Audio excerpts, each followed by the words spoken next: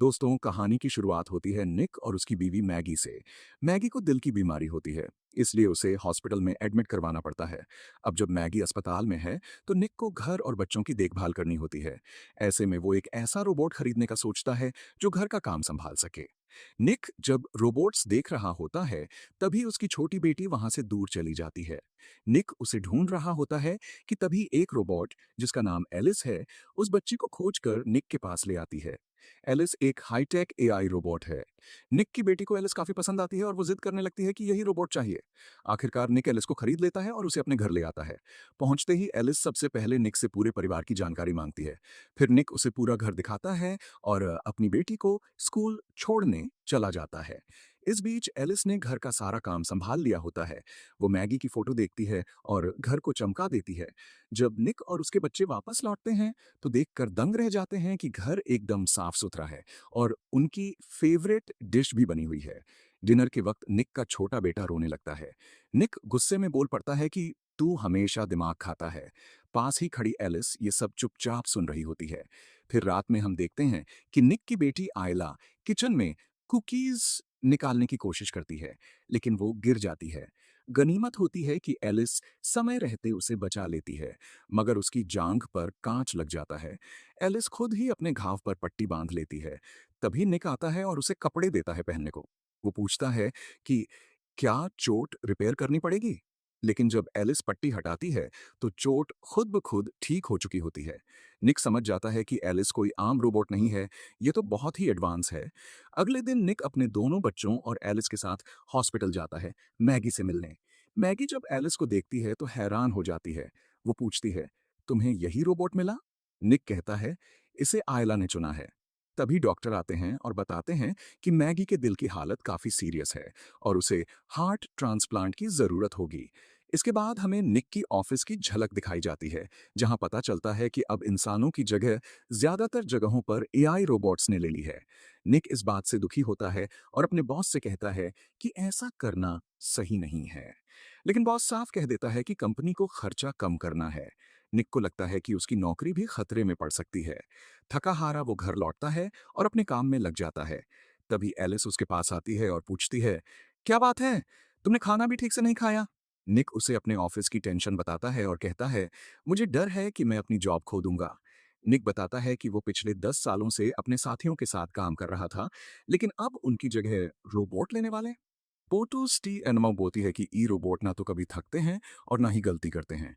इसके बाद एल्सिन आयला को ब्रश करवाने ले जाती है और अपने मुंह से निकलने वाली यूवी लाइट दिखाती है, जिससे ब्रश की जरूरत ही नहीं पड़ती। फिर एलिस वापस आकर निक के पास बैठ जाती है, जो इस वक्त हॉरर फिल्म देख रहा होता है। एलिस उस मूवी की तारीफ करती है, तो निक मजाक में कहता है, अगर तुम अपनी मेमोरी से ये फिल्म मिटा दो, तो मेरे साथ बैठकर दोबारा देख सकती हो। एलिस कहती है, ऐसा करने के लिए मुझे खुद को रीस्टार्ट करना होगा। निक मान जाता है और उसे रीस्टार्ट कर देता है। इसके बाद दोनों साथ में मूवी देखने लगते हैं। तभी मैगी का कॉल आता है। अगले दिन निक, बच्चे और एलिस फिर से हॉस्पिटल जाते हैं। आज मैगी की सर्जरी होनी थी। ऑन ऑपरेशन से पहले मैगी एलिस से अकेले में बात करती है। वो कहती है, अगर मुझे कुछ हो गया तो तुम निक और बच्चों का ख्याल रखना, चाहे इसके लिए तुम्हें निक के फैसलों के खिलाफ ही क्यों ना जाना पड़े। एलिस उसकी बात बहुत गंभीरता से सुनती है। लेकिन तभी डॉक्टर्स बताते हैं कि जो आदमी हार्ट डोनेट करने वाला था, वो तेज तूफान की वजह से हॉस्पिटल नहीं पहुंच सका।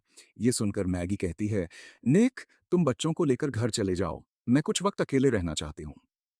निक घर वापस लौट आता है, लेकिन चिंता और गुस्से में शराब पीने लगता है। तभी एलिस वहां आती है और उसे रोकते हुए कहती है, अगर तुम गुस्से में ये सब, क्या ये भी काम करता है? एलिस जवाब देती है, ये सिर्फ एक मशीन है, इसमें कोई फीलिंग्स नहीं होती। इसके बाद एलिस निक को बहकाने की कोशिश करती है, लेकिन निक वहां से उठकर चला जाता है। अगली सुबह निक नोटिस करता है कि घर में लगी फैमिली फोटो से मैगी की तस्वीर गायब है। वो एलिस से पूछता है तो एलिस कहती है, आयला उसे देखकर उदास हो रही थी, इसलिए मैंने हटा दी। इसके बाद निक अपने पुराने दोस्तों से मिलने जाता है, जो पहले उसी के साथ काम करते थे। वहीं मोंटी नाम का एक दोस्त उसे बताता है कि उसका कुछ सामान वर्क साइट पर छूट गया है और वह निक को वहां ले जाता है। वर्क साइट पहुंचने पर मोंटी अचानक निक से एक कंटेनर का कोड पूछता है। निक इनकार करता है, तो मोंटी उसकी बेटी का बर्थ ईयर डाल देता है। और चौंकाने वाली बात यह होती है कि कंटेनर उसी कोड से खुल जाता है। कंटेनर खुलते ही उसमें से एक रोबोट बाहर आता है। मोंटी तुरंत उस रोबोट को तोड़ देता है। इसके बाद वो और उसके साथी निक को पकड़ लेते हैं और वहां मौजूद बाकी सारे रोबोट्स को भी नष्ट कर देते हैं। इसके बाद सीन कट होकर दिखाया जाता है कि निक अपने घर पर नहाने के लिए शावर में है। निक जब बाथरूम से निकलता है तो देखता है कि एलिस ने मैगी के कपड़े पहन रखे हैं। वो हैरानी से पूछता है, तुमने ये कपड़े क्यों पहने? एलिस बड़ी ठंडे अंदाज में जवाब देती है, तुम्हारी बीवी की खुशबू तुम्हारे बेटे को सुकून देती है। निक गुस्से में कहता है, जाओ और कपड़े बदलो। लेकिन एलिस वहीं पर अपने कपड़े उतार देती है और उसे बहकाने की कोशिश करती है। निक उसे रोकने की कोशिश करता है, लेकिन तभी एलिस उसके चेहरे पर हाथ रखकर मैगी की आवाज में बात करने लगती है। निक पूरी तरह कंफ्यूज हो जाता है और फिर वो दोनों बहक जाते हैं। अगली सुबह निक को रात की हरकत पर पछतावा होता है। वो साफ साफ कहता है, कल रात जो हुआ वो बहुत बड़ी गलती थी। अब ऐसा दोबारा नहीं होना चाहिए। एलिस सीधा जवाब देती है, लेकिन तुम तो स्ट्रेस फ्री लग रहे थे। निक को गुस्सा आ जाता है। वो कुछ नहीं कहता और सीधे अपनी बेटी को स्कूल छोड़ने निकल जाता है। फिर वह अपनी वर्क साइट पर पहुंचता है, जहां पहले से पुलिस मौजूद होती है। उसका बॉस सीधा सवाल करता है, कल रात एक कंटेनर तुम्हारे कोर्ट से खोला गया, कुछ पता है तुम्हें? निक सफाई देता है, मेरा कोर्ट मेरी बेटी का जन्मसाल है। बॉस सख्त लहजे में बोलता है, अगर तुम्हें कुछ भी पता है तो बता दो, वरना अंजाम बहुत खराब होंगे। तभी निक को मैगी का फोन आता है। वो खुश होकर बताती है कि उन्हें नया हार्ट मिल गया है और उनकी सर्जरी शुरू हो चुकी है। सर्जरी सक्सेसफुल होती है और मैगी पूरी तरह ठीक हो जाती है। निक उसे घर ले आता है। घर आते ही मैगी अपने बेटे मैक्स को उठाने की कोशिश करती है, लेकिन वो नहीं उठता। तभी एलिस आती है और मैक्स को अपनी गोद में उठा लेती है। ये देखकर मैगी थोड़ी असहज हो जाती है, क्योंकि उसका बच्चा अब किसी और के साथ ज्यादा कंफर्टेबल है। बाद में मैगी एलिस और मैक्स को बाहर घुमाने ले जाती है। वहां एक बच्चा चिल्ला देता है, जिससे मैक्स रोने लगता है। ये देख एलिस उस बच्चे पर गुस्से से चिल्ला पड़ती है। तभी उस बच्चे का एआई रोबोट बोल पड़ता है, मेरे ओनर ने मुझे रिस्टार्ट किया था, अब मैं अपने फैसले खुद लेती हूँ। ये सुनकर मैगी थोड़ा चौंक जाती है।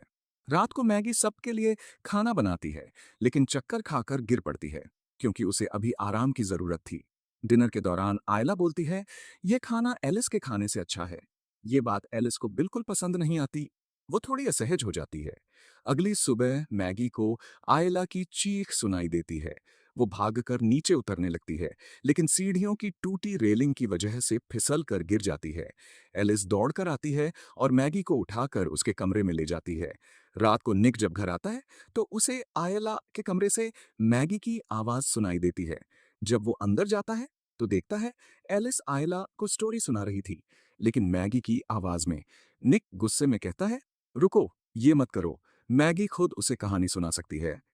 एलिस कहती है, मैगी अभी आराम कर रही है, सीढ़ियों से गिर गई थी। निक हैरानी से पूछता है, लेकिन सीढ़ियां तो तुमने ठीक की थी ना? एलिस बिना झिझक कहती है, मैं फिर से ठीक कर दूंगी। फिर निक मैगी को कमरे से उठाकर अपने साथ ले जाता है। निक मैगी को गार्डन में ले जाता है। वहां उसने कैंडल लाइट डिनर प्लान कर रखा था। पूरा माहौल बड़ा रोमांटिक था। मैगी बाहर से तो मुस्कुरा रही थी, लेकिन अंदर ही अंदर वो जल रही थी। बाद में जब दोनों अपने कमरे में जरूरी काम कर रहे होते हैं, तभी एलिस दरवाजा खटखटाती है। वो कहती है, आयला तुम्हें बुला रही है। निक बाहर आता है तो देखता है मोंटी दरवाजे पर खड़ा है। मोंटी दुखी मन से कहता है, मेरी बीवी मुझे छोड़ गई, पैसे भी नहीं हैं और किसी ने पुलिस को मेरा नाम भी दे दिया है। उसे शक होता है कि निक ने ही उसकी शिकायत की है। इस बात पर दोनों में बहस हो जाती है और गुस्से में मोंटी निक को पीटने लगता है। तभी एलिस वहां आती है और मोंटी को पकड़कर दूर फेंक देती है। मोंटी जाते जाते धमकी देता है, मेरा नाम पुलिस से हटवा दो, नहीं तो तुझे भी खींच लूंगा अंदर। एलिस निक की तरफ मुड़ती है और कहती है, मुझे अपने प्राइमरी यूजर को बचाने के लिए ये करना पड़ा। इसके बाद वो बोलती है, तुम्हारी बीवी ज्यादा दिन तक नहीं बचेगी, फिर मैं उसकी जगह ले सकती हूं। ये सुनकर निक गुस्से में आगा बबूला हो जाता है। वो चिल्लाता है, तू कभी भी मैगी की जगह नहीं ले सकती। इसके बाद वह सीधा मैगी के पास चला जाता है और उसके पास लेट जाता है। उधर मोंटी परेशान बैठा होता है। तभी एलिस फिर उसके पास पहुंचती है। वो कहती है, तुम अब निक को तंग नहीं कर सकते। मोंटी उसकी बात को इग्नोर करता है और गन निकालकर उस पर तान देता है। जवाब में एलिस उसे जोर से धक्का देती है। फिर वो पहले मोंटी के साथ आए रोबोट को तोड़ देती है और बाद में मोंटी को भी मार डालती है। सुबह होते ही निक अपने बॉस के पास जाता है। वह कहता है, मोंटी के ऊपर से पेनाल्टी हटा दो। बॉस चौंकाने वाली खबर देता है, मोंटी तो मारा गया है। ये सुनकर निक बिल्कुल घबरा जाता है। घर पर एलिस इस समय मैगी की मदद कर रही होती है। वो उसे टब में बिठाते हुए कहती है, मैं तुम्हें अकेला नहीं छोड़ सकती। तुम्हारी दवाइयों की वजह से तुम्हें चक्कर आ सकते हैं और अगर तुम यहीं बेहोश हो गई तो मर सकती हो। और अगर तुम्हें कुछ हो गया तो निक और ज्यादा टूट जाएगा। अनर क्योंकि तुम उसे संतुष्ट नहीं कर पा रही हो। मैगी हैरानी से पूछती है, तुम्हें कैसे पता कि निक खुश है या नहीं? एलिस जवाब देती है, जब वो संतुष्ट होता है तब उसका ब्लड प्रेशर और स्ट्रेस लेवल कम हो जाता है। मैगी सब समझ जाती है कि निक और एलिस के बीच कुछ हो चुका है। वो ये बात निक से पूछती है और निक जवाब देता है, वो सिर्फ एक मशीन है। इसी बीच उनका बेटा मैक्स रोने लगता है। मैगी गुस्से में आ जाती है और उसे बाथटब में डाल देती है। लेकिन आयला ये सब देख लेती है और तुरंत जाकर निक को बता देती है। निक बाथरूम में घुसने की कोशिश करता है, लेकिन दरवाजा अंदर से बंद होता है। एलिस ने पकड़ रखा होता है। वहीं दूसरी ओर मैगी भी पीछे के रास्ते से अंदर आने की कोशिश करती है, लेकिन एलिस उसे भी रोक लेती है। तभी अचानक निक अंदर आ जाता है और एलिस पर हमला कर देता है। वो किसी तरह उसे बिजली का झटका देकर बंद कर देता है। फिर वो जल्दी से मैक्स को लेकर अस्पताल निकलता है, जहां मैगी निक से एक बहुत ही जरूरी बात करने वाली होती है। मैगी निक से कहती है कि अब वह बच्चों के साथ अकेले रहेगी, उसे उसकी जरूरत नहीं। उधर एलिस को कंपनी वाले रिपेयर के लिए ले जाते हैं, लेकिन जैसे ही उसका दिमाग सिस्टम से जोड़ा जाता है, एलिस पूरा सिस्टम हैक कर देती है। वो एक और रोबोट को कंट्रोल कर लेती है और दोनों टेक्नीशियन को वहीं मार डालती है। अब सीन कट होता है अस्पताल में। मैक्स ठीक हो गया था, सब कुछ सामान्य लग रहा था। निक एक बार में बैठा ड्रिंक कर रहा होता है। तभी वहां एलिस आ जाती है और कहती है, मैं तुम्हारे सारे दुख खत्म कर सकती हूँ। जैसे मोंटी को खत्म किया, अब तुम्हारी फैमिली की बारी है। इस बात से साफ था, एलिस अब पागल हो चुकी थी। एलिस एक दूसरे रोबोट को कंट्रोल करके अस्पताल तक पहुंच जाती है। वो निक को पकड़ लेती है, लेकिन निक चालाकी से प्यार का नाटक करता है और इसी बहाने उसे फिर से बंद कर देता है। उधर अस्पताल में मैगी को कुछ आवाजें सुनाई देती हैं। जब आयला उठती है तो वहां कोई नहीं होता। वो अपनी मम्मी को ढूंढने लगती है। अब हमें पता चलता है कि अस्पताल के सारे रोबोट्स को एलिस ने बंद कर दिया है। मैगी आयला को पकड़कर छुप जाती है। एलिस अब उन्हें ढूंढ रही होती है। वो एक नर्स को पकड़कर पूछताछ करती है। इस मौके का फायदा उठाकर मैगी मैक्स के पास पहुंच जाती है, लेकिन रास्ते में उसका हाथ कट जाता है और खून गिर जाता है। एलिस अपने यूवी लाइट का इस्तेमाल करके उस खून के निशान को ट्रेस करती है और उसी रास्ते पर चल पड़ती है। लेकिन जैसे ही वो वहां पहुंचती है, मैगी उसके विजन सिस्टम को ब्लॉक कर देती है और वहां से भाग जाती है। उधर निक भी अस्पताल की तरफ दौड़ पड़ता है, लेकिन एलिस आखिरकार मैगी को पकड़ लेती है और उसकी छाती चीरने ही वाली होती है। तभी धड़ाम, निक अपनी गाड़ी से एलिस को टक्कर मार देता है। निक खुद भी घायल हो जाता है। मैगी उसे गाड़ी से निकालती है, लेकिन वह बेहोश था। तभी एलिस दोबारा उठ जाती है और मैगी को मारने लगती है। लेकिन तभी निक दोबारा उठता है और एलिस पर हमला कर देता है। निक और मैगी दोनों मिलकर इस बार एलिस को पूरी तरह खत्म कर देते हैं। इसके बाद हम निक को अस्पताल में देखते हैं। बच्चे, मैगी, सबके चेहरे पर मुस्कान होती है। सब कुछ ठीक लग रहा था, लेकिन तभी सीन कट होता है। कंपनी का मालिक अपने रिपेयर सेंटर में आता है। वह एक पुराना कंप्यूटर ऑन करता है, जिससे एलिस दोबारा एक्टिवेट हो जाती है और खुद को कॉपी करने लगती है। मूवी यहीं खत्म हो जाती है।